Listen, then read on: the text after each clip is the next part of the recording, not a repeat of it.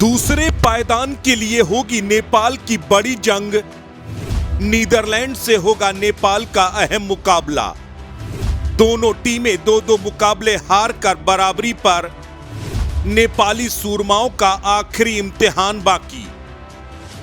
CWC league 2 tri series में आखिरी मुकाबला नेपाल नीदरलैंड के साथ खेलेगा। दोनों टीमें इस वक्त बराबरी के पायदान पर खड़ी हैं। नीदरलैंड भी नामीबिया और नेपाल से हारकर सिर्फ एक मुकाबला ही जीत पाया है और नेपाल भी सिर्फ नीदरलैंड को ही हरा पाया है। नामीबिया से अपने दोनों मुकाबले हार गया था।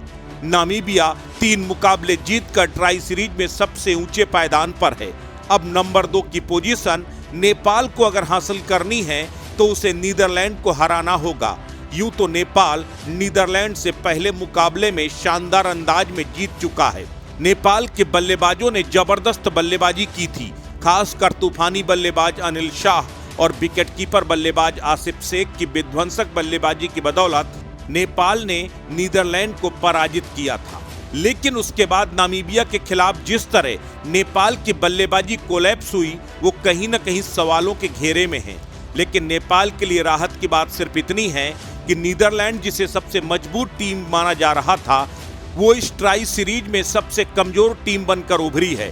नीदरलैंड के कई अच्छे खिलाड़ी हैं जो इस वक्त बुरे फॉर्म से गुजर रहे हैं।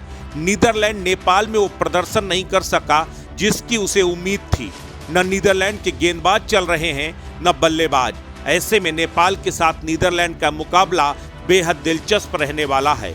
लेकिन नीदरलैंड के खिलाफ पहले मुकाबले को नेपाल को भूल जाना चाहिए, क्योंकि उसके बाद नामीबिया से नेपाल जीतने में नाकामयाब रहा था और नीदरलैंड भी इस सीरीज का समापन जीत के साथ करना चाहेगा, इसलिए पलटवार कर सकता है। क्योंकि 2027 के विश्व कप के लिए ये लीग मुकाबले बेहद अहम हैं।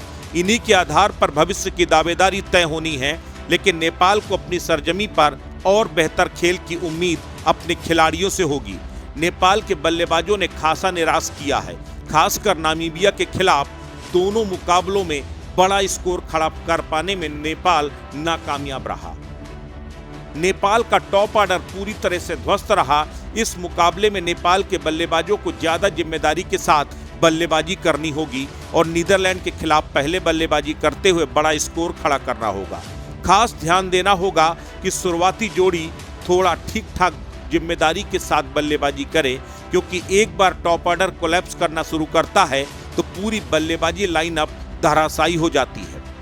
वहीं नेपाल के गेंदबाज खासकर स्ट्राइक गेंदबाजों को भी ज्यादा जिम्मेदारी से गेंदबाजी करनी होगी और ज्यादा विकेट लेने की कोशिश करनी होगी, क्योंकि अभी तक के मुकाबलों में नेपाल के स्ट्राइकर गेंदबाज कोई खास कारनामा नहीं कर सके।